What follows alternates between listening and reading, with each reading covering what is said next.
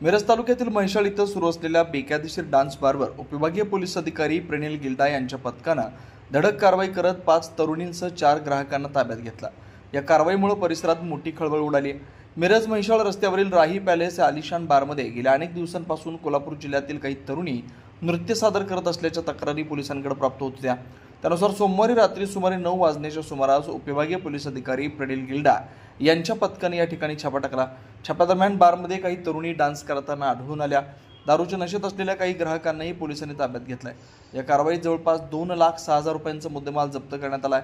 या प्रकरणी मिरज ग्रामीण पोलीस ठाण्यात 5 तरुणी, 4 ग्राहक आणि हॉटेल मॅनेजर अशा 10 जणांविरोधात गुन्हा दाखल करण्यात आला। दरम्यान इतक्या दिवसांपासून बेकायदेशीर डान्स बार सुरू असताना मिरज ग्रामीण पोलिसांना याची माहिती नव्हती का, असा प्रश्न उपस्थित केला जातोय। पोलिसांच्या कार्यपद्धतीवर आश्चर्य व्यक्त केलं जाते। या कारवाईनंतर शहरात विविध चर्चांना उधाण आलंय। संबंधितांमध्ये सेटलमेंट घडवून आणण्यासाठी काही जणांकडून मध्यस्थी सुरू असल्याची चर्चा देखील रंगू लागली आहे। N24 न्यूज मराठीसाठी मिरजहून प्रतिनिधी मुस्तफा मुल्ला।